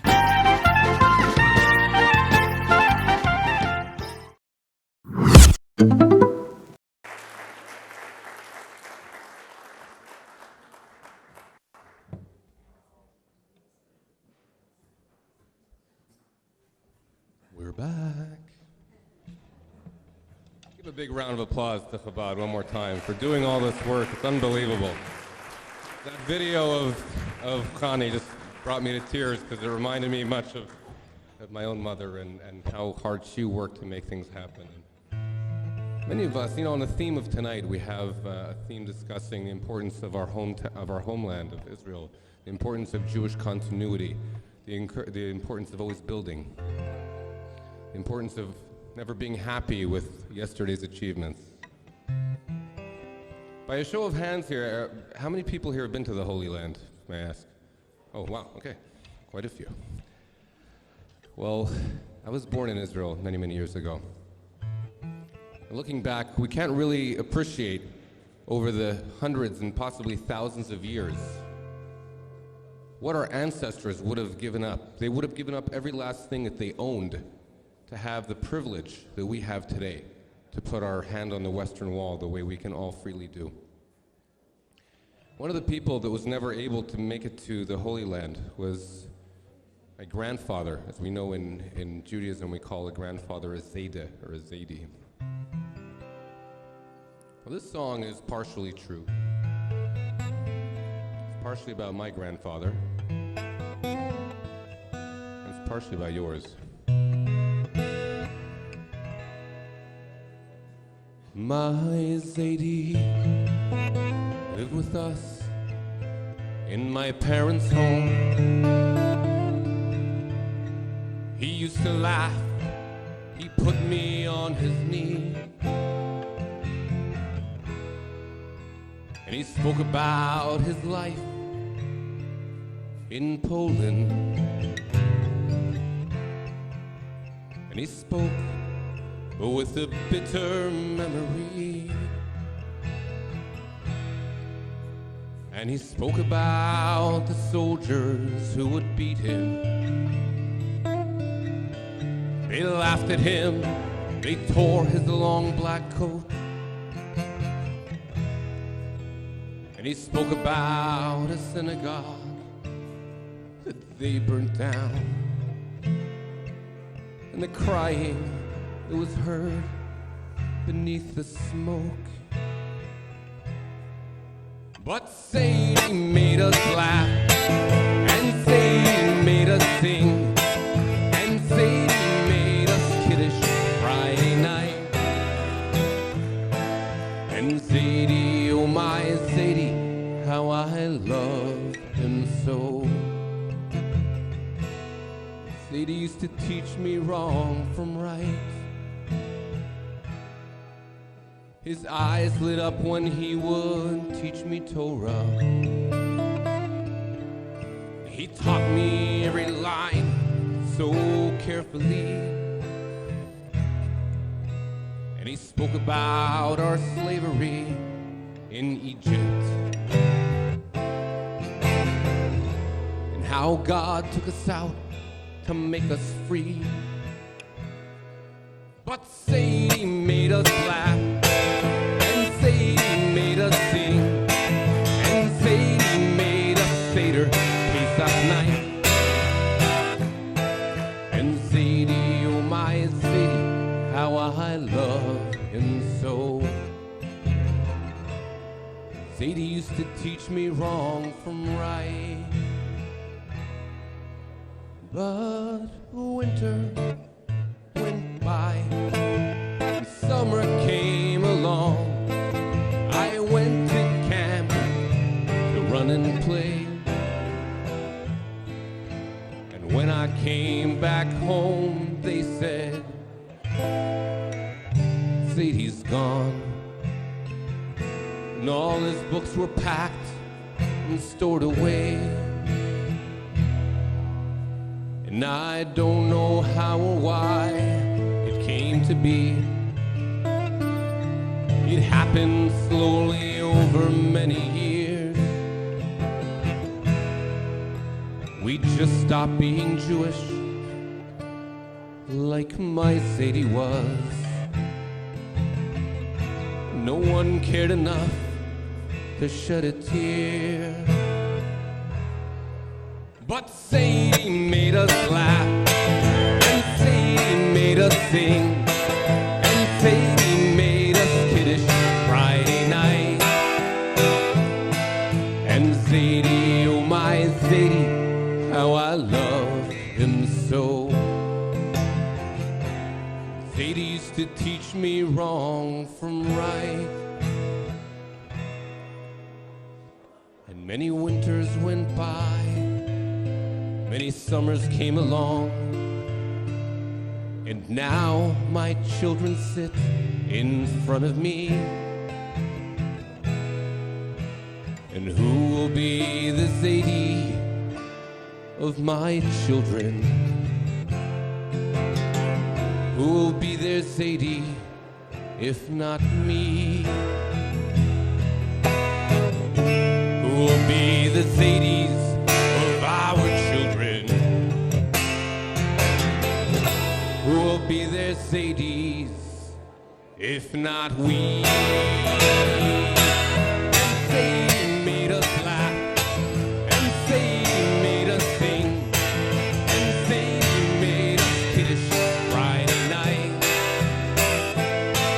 And Sadie, oh my Sadie, how I love him so. Sadie used to teach me wrong from right.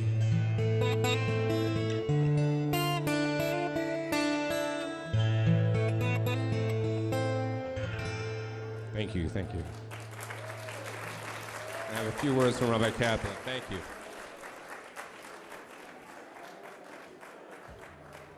L'chaim, friends, l'chaim. Please take your seats.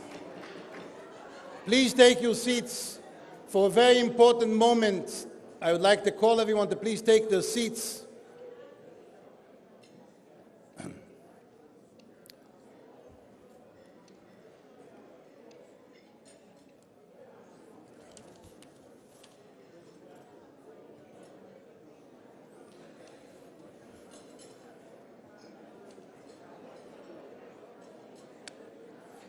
L'chaim, everyone. L'chaim.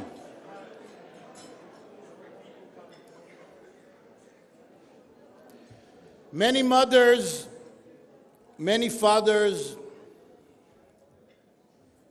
many grandfathers, many grandmothers have been praying for this, been hoping for this, and thank God, now this is happening.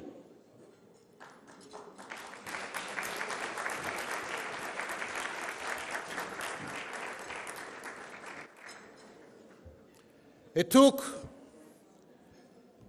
a couple who shared the vision with us, the understanding that in order to ensure the future of Jewish life here, we must make sure that children grow in a Jewish environment, they support their values, in a place where the Jewish faith is honored and respected, in a place where they have friends like themselves. When I met Elior and Leah Kinauthi for the first time, I realized that we were sharing a dream. And immediately after, they said they will make and do everything to make this dream a reality. So today, with the help of the founders of the school, we are announcing the opening of Kinneret Tamim Academy.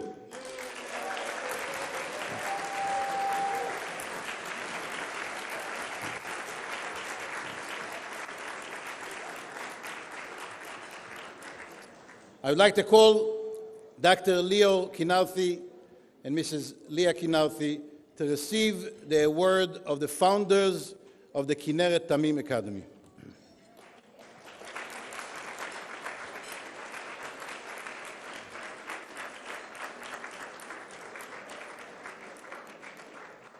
I'd like to ask Mr. Ambassador to please join us as we award this couple for ensuring the future of Jewish life here in Victoria.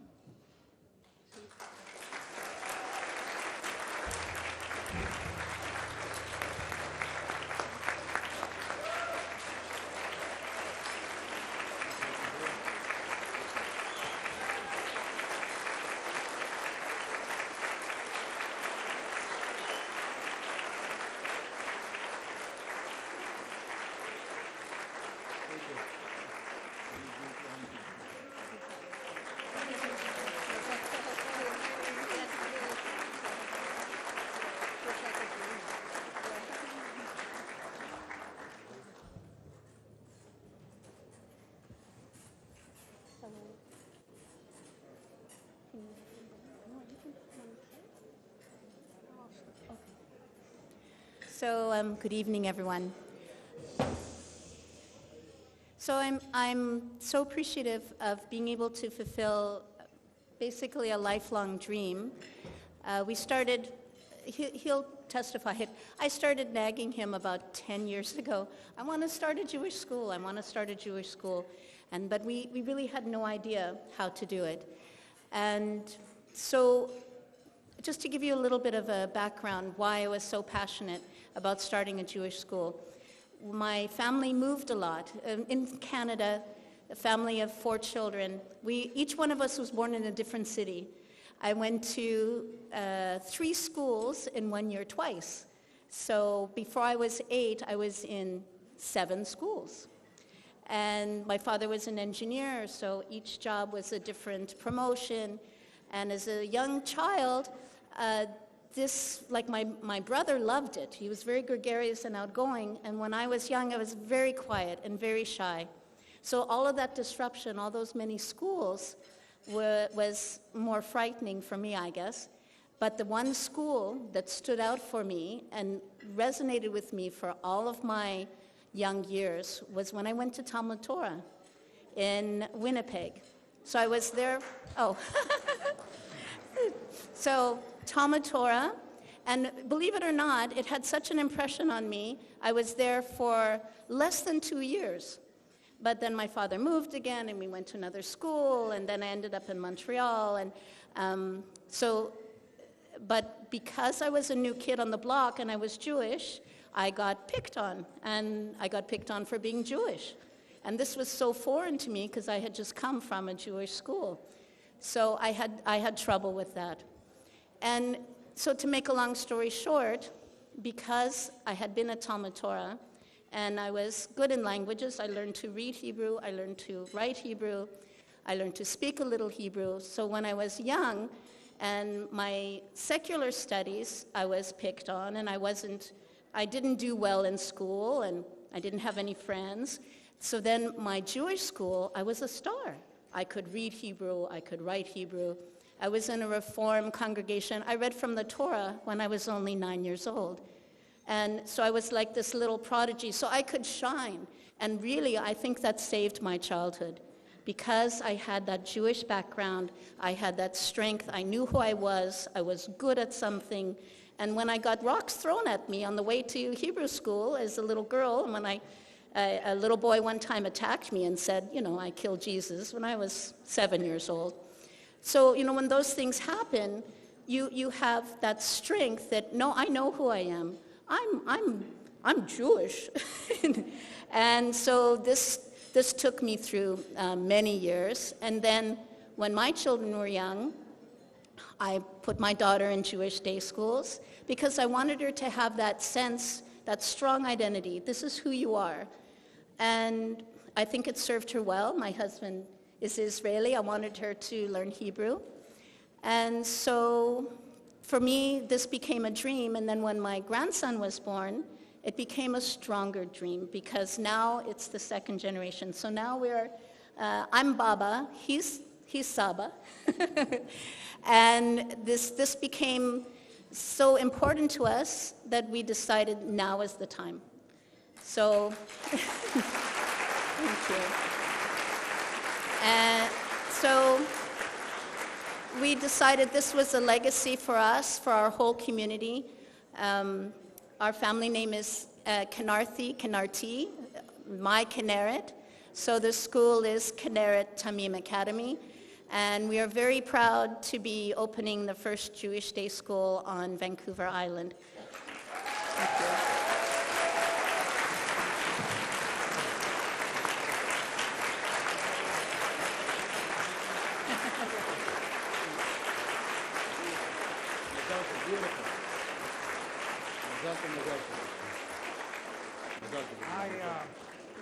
I'm not going to say anything except to say, when I came from Israel, I brought a dream with me.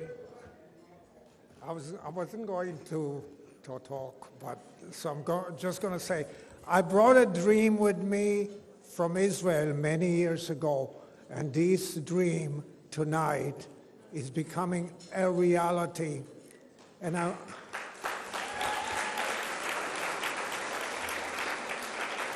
And I want to acknowledge my parents. Their parents came from Kiev in 1922 to Palestine. So I want to acknowledge my parents that I'm here, that I'm making a Jewish school, elementary school, in their name. Their name was Kolchinsky in in where they came from.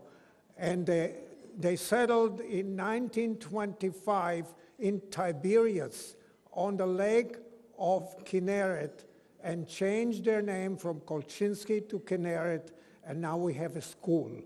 Yeah. Thank you. Beautiful, beautiful, beautiful.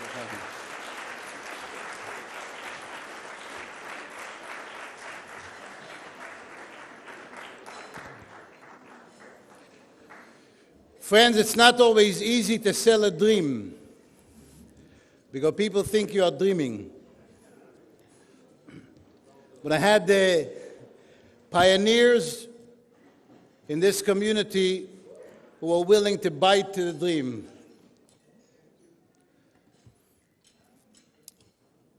And as everyone who comes to Chabad knows, we value every single Jewish member, every single member of our community, every single Jew on the island, we value in the same way, respect in the same way, we care for in the same way. But the Torah is telling us, Mefarsemim osei mitzvah, that we have to advertise those who participate in a mitzvah. And these are the pioneers, and I know there will be many others who Bezat Hashem will follow. But these pioneers who were willing to buy to our dream and make a commitment to build this school here in Victoria. I'd like to call first very good friends who have been involved in every initiative that we had in the last 20 years. Personal friends of many here. Dr. Stan and Lindy Shaw to please receive the honor of Pillars of Jewish Life in Victoria.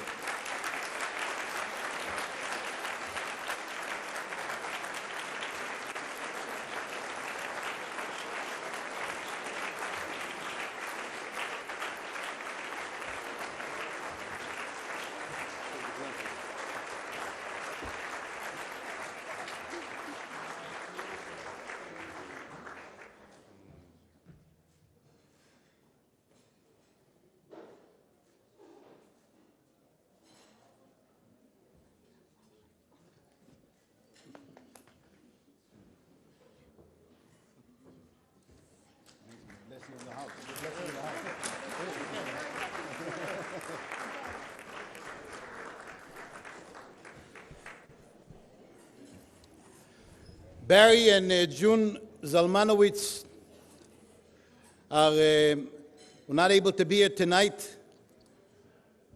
but they were also immediately sold by the idea, and they are pillars of Jewish life at this dinner as well.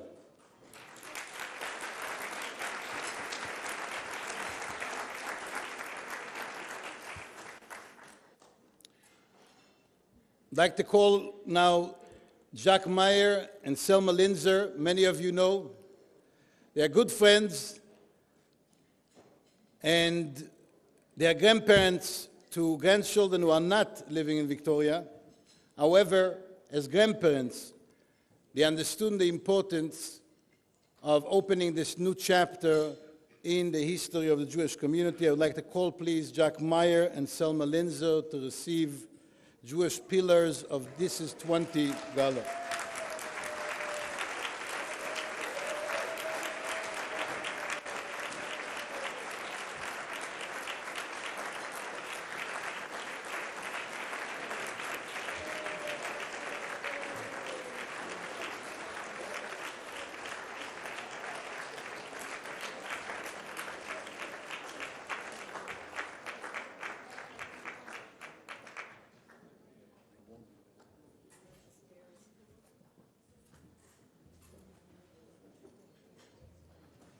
Don't talk, I didn't warn you. Don't tell me I didn't warn you.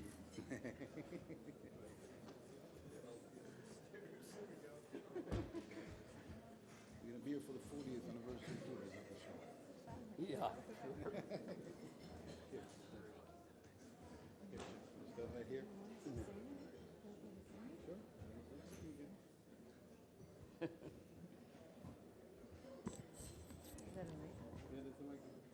I'm sorry that Barry Zalmanowitz is not here because he and I are both graduates of the Edmonton Talmud Torah. And it was a wonderful experience. We were fortunate, we were blessed, and it was a wonderful environment. And we went all the way through to grade 6, and then they had evening classes to grade 9.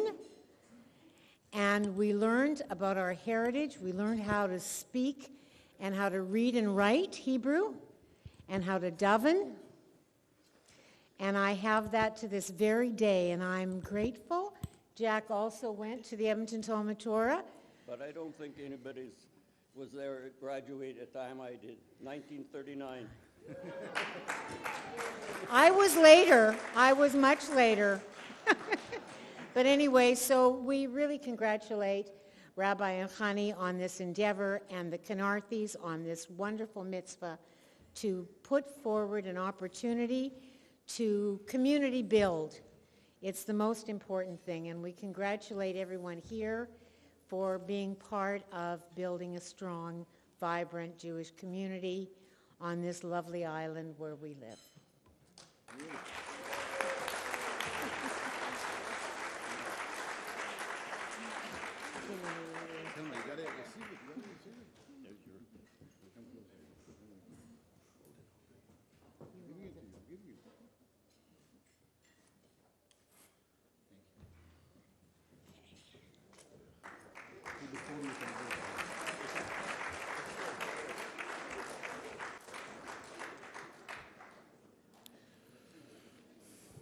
One of the first volunteers to teach in our Hebrew school, been doing it for about 15 years, was our dear friend Fiona Prince.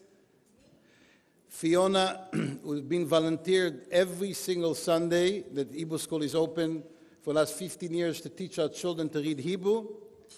And now she's also one of the pillars of the first Jewish school, which every child will learn Hebrew, not only on Sunday, but every single day. I'd like to present the Jewish pillar to Vancouver Island, to Fiona Prince and Ron Heron. Please.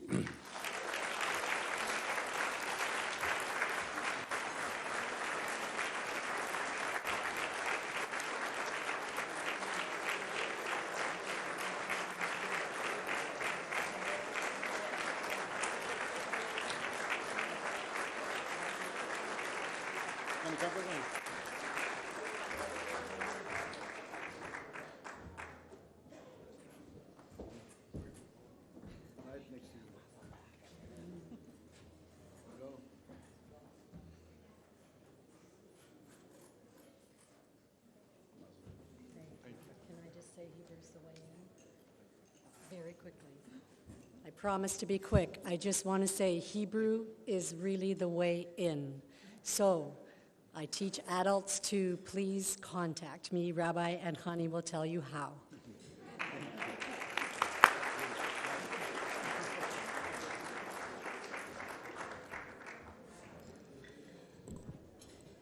Now, generosity stays in the family. Another grandparents of children in Sitats, Larry and Deborah Cates, they live in Calgary, but their daughter is here and the grandchild is here, and Bezrat Hashem more to come. And they want to make sure that they will have a Jewish day school to raise their children. Together with their daughter Sarah Cates and their husband Daniel Morris, they are Jewish pillars of the Kinneret Tamim Academy. Please come up to get your award.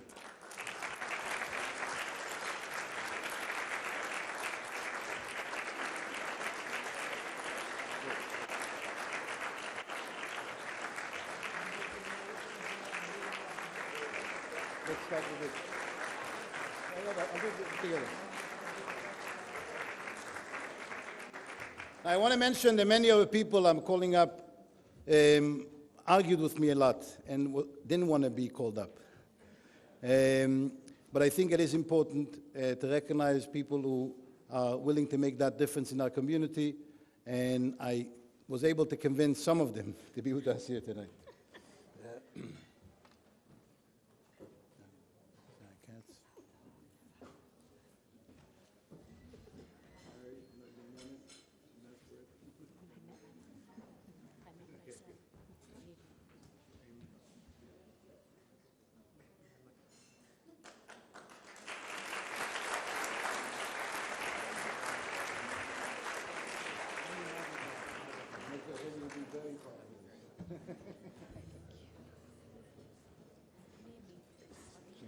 that.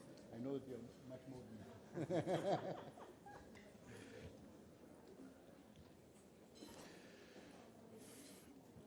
Like I mentioned, there was other members of the community that asked me specifically not to mention them by name, and I will respect that. Friends, Chabad of Vancouver Island is what it is because each and every one of you,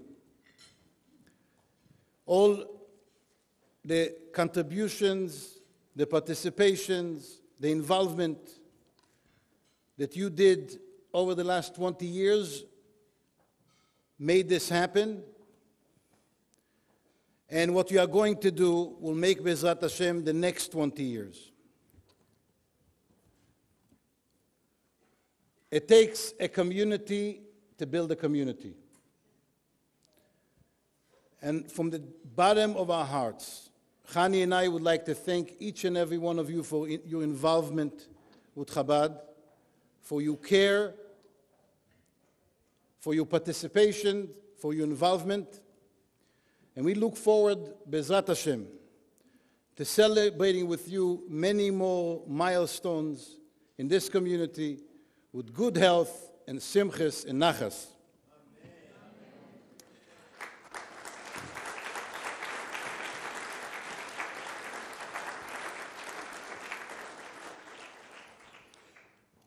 Before we close with a beautiful performance by Tali Yes, which I want to thank him for coming all the way from New Jersey. Tali, please come up. To be with us tonight. And he has a very young child at home. And when I asked him and I told him what this event is about, he was so happy to be with us tonight. So we're going to have another one concert with Tali just before we conclude the night. But first I would like to thank each and every one of you for being here tonight. We know that we are going through hard times, and the strength that we get for one another by sitting together and celebrating Jewish life together is second to none. And we know that nothing that was done at Chabad, nothing that will be done, would not be possible without your help and without your support. I would like to thank the Gala committee who together worked over the last 5-6 months of putting this program together. Iris Colin,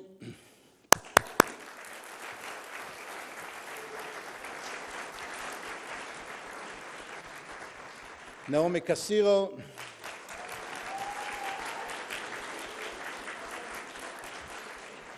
Byron Ali,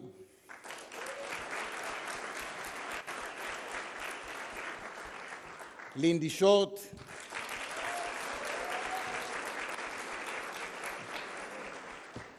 Limor Arama, our amazing operational manager at Chabad.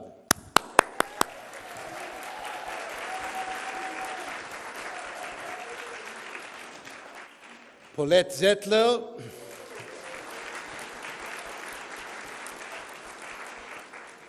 Nathan Brown,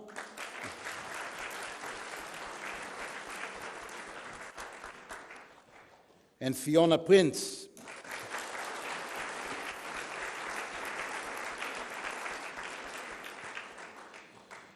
And to the babysitting committee, Sarah McCagrady and Ruth Sholjay.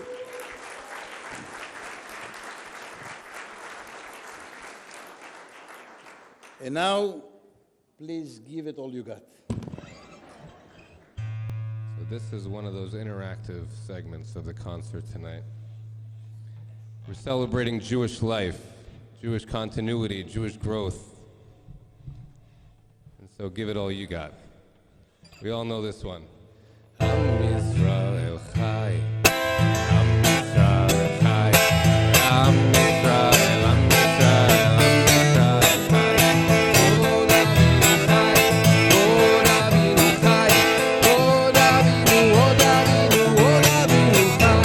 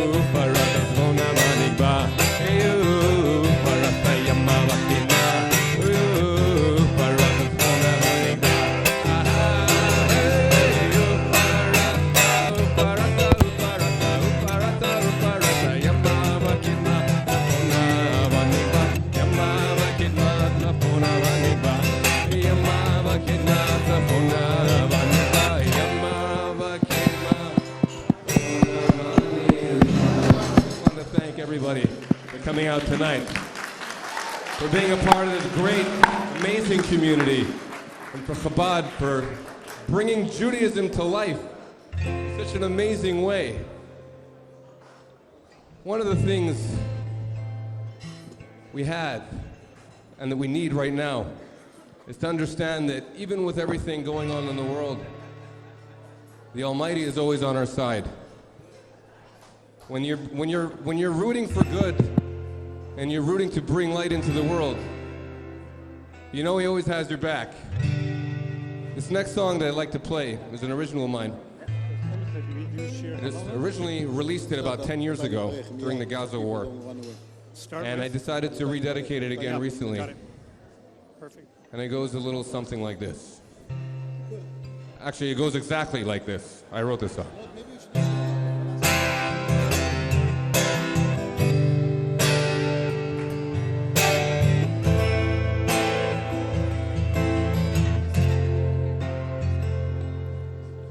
"100 times a day it's not okay. Have to look behind your back. For a world that values peace and freedom, you should cut us a little slack. As the siren blares, no one cares. A fearful eyes so full of tears. But we know that God protects us. Oh, through the years.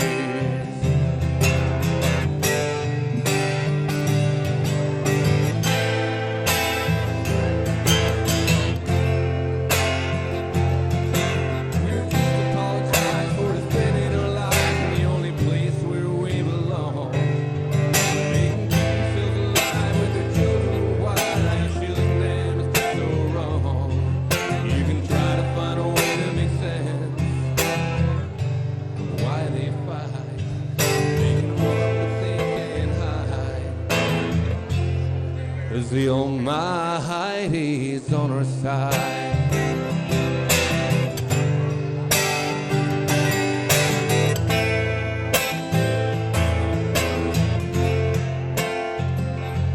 They say that in the name of God, in our land and abroad, that we don't got the right to live. We extend an olive branch and sing, give peace a chance with all the help we give. I can't wrap my head around the tunnels underground trying to destroy our nation's pride. They can run, but they can't hide. 'Cause the Almighty's on our side.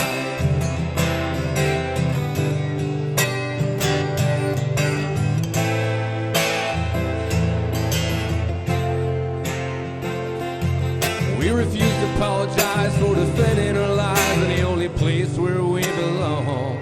They can keep themselves alive with their children and wives. Shielding them is just so wrong. You can try to find a way to make sense of why they fight. They can run, but they can't hide. 'Cause the Almighty is on our side.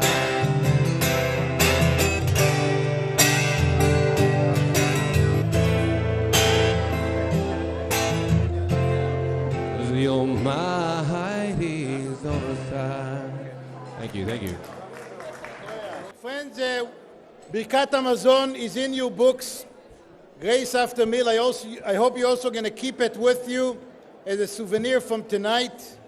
We're going to ask our dear friend, Major General Ed Feach, to please lead us with Birkat Hamazon, with Grace after meal.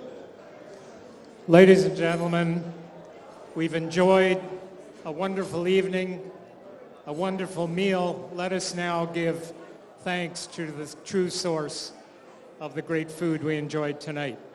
Rabotai, Mir Villan Benchen. Yehi Shem Adonai Mevarach Me'atav Yad Olam Birshut Miranan Vrabanan Vrabotai Nivarech Eloheinu Sha'achalna Mishalo Baruch Eloheinu Sha'achalnu Mishalov Tuvo Hayinu. Page 3. Baruch atah Adonai Eloheinu melech haolam.